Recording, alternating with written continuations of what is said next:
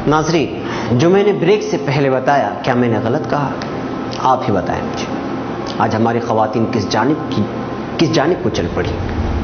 मेरी बहनें अपने दिल पर हाथ रखकर मुझे यहाँ बताएं कि पता नहीं हम में से कितने हैं जो सालों साल से इस खतरनाक बीमारी को अपने ज़हन दिमाग से बिठाए हुए कई घंटे सर्व कर देते हैं। आज तक कुछ मिला उनको इन सीरियलों से?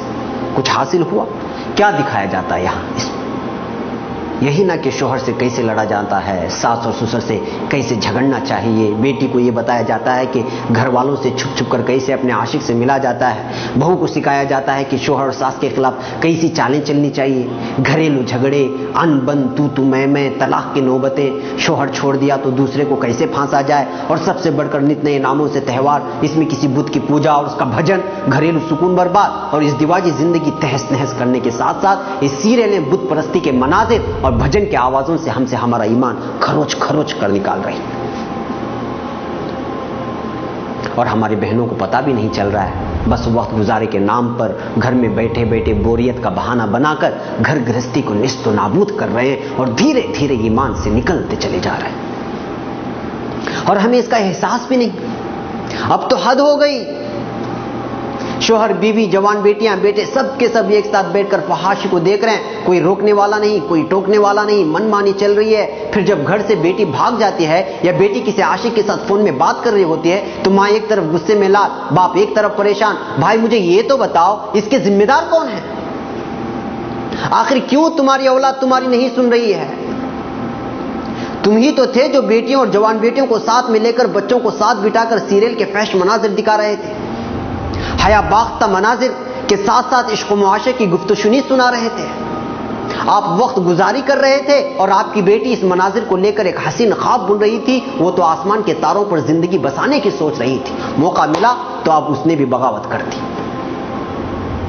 अब शिकायत करने से क्या फायदा कि बेटी भाग गई, लड़का बिगड़ गया, बात नहीं सुनता। वजह तो आप ही बने। नाज़रीन, आज की इस तरक्कियात ने हमें कहीं का नहीं छोड़ा। इन ड्रामों में सबसे ज्यादा मरऊब हमारी नौजवान नस्ल हो रही है, जबकि यही लड़कियां आगे चलकर एक खानदान की बुनियाद डालती हैं। आज खवातीन, बहू, बेटियों और बहनों का मौज़ू गुफ्तगू यही ड्रामे और कहानियां होकर रह गई हैं। और जब एक जगह जमा होती हैं तो आपस में स्टोरियां सुनाना शुरू कर देती हैं। और अफसोस का मकाम यह है कि इसको इतना फैशन और मॉडर्न बनाकर पेश किया जा रहा है कि अच्छा खासा दीनदार कहलाया जाने वाला माशरा भी इसको मायूब नहीं समझता। हैरानी उस वक्त होती है कि सैकड़ों ड्रामों के नाम याद हैं, इसमें किरदार अदा करने वाली अदाकारों के नाम याद हैं, कहां आगाज हुआ, कहां खत्म, कल कहां से शुरू होने वाला है, सब पता है। मगर उन्हीं को आप गलती से सहाबियात के नाम पूछ लें, इस्लाम की तारीख, मक्का और मदीना दौर के हालात पूछ लें तो बगले झांकने लगेंगे और बेशरम और बेहया होकर ये कहेंगे कि किताब में दर्ज है, जाके खुद पढ़ लो। नाजरीन, ये है आज के हमारे हालात। मैं अगर गलत कह रहा हूं तो मेरा गिरहबान पकड़कर मुझसे कहें कि मैं गलत कह रहा हूं, मगर मुझे नहीं लगता कि आप ऐसा करेंगे, क्योंकि आज यही हो रहा है जो मैं कहने की कोशिश कर रहा हूं। सिवाय उन अहबाब के जो लोग इस फितने के शिकार न बने, मुझे उन माओं से, उन खवातीन से यहां पूछने की इजाजत दें कि अगर आप ही अपने बच्चों को लेकर इस तरह ड्रामों से लुत्फ अंदोज होने के लिए बैठ जाएंगे तो फिर उनको सहाबियात के किस्से कौन सुनाएगा? खाना बनाना, खिलाना, कपड़े धोना, स्कूल और कॉलेज भिजवाने की तैयारी करना, जो मांगी उसकी ख्वाहिश को पूरा करना, क्या सिर्फ यही जिम्मेदारी है? इन बच्चे और बच्चियों को कौन बताएगा कि हजरत सुमैया रज़ी अल्लाह ताला अन्हा ने दीन और इस्लाम की खातिर बर्छी खाई थी, कई दिनों तक हाथ पैरों से बंधे अरब की तपती धूप में खड़ा करके कोड़ों से मारा गया था और इस्लाम की पहली शहीद खातून कहलाई गई थी। हजरत फातिमा का वो किस्सा कौन सुनाएगा? जब वो बीमार हुई तो आप सल्लल्लाहु अलैहि वसल्लम एक सहाबी के साथ इयादत के लिए पहुंचे। आप सल्लल्लाहु अलैहि वसल्लम ने हजरत फातिमा से कहा, बेटा अंदर आओ, मेरे साथ एक और भी सहाबी है। तो जवाब आया, अब्बू जान, पर्दा करने के लिए मेरे पास दुपट्टा नहीं है।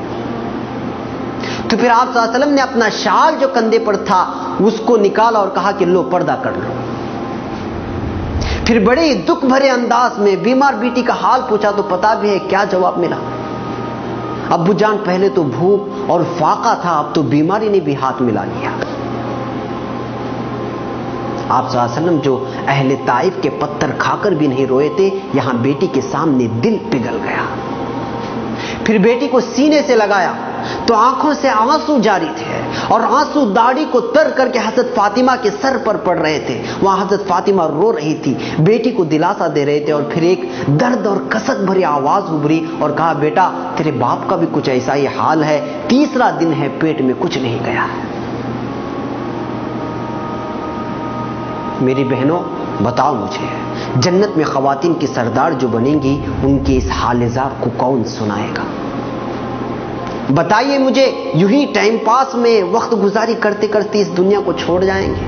अगर ऐसा है तो फिर बताइए कि आज हम कितने बेहिस हो गए हैं कि हमें यह भी नहीं पता कि हम जिस डगर पर चल रहे हैं वो रास्ता जाता कहां है आखिर को।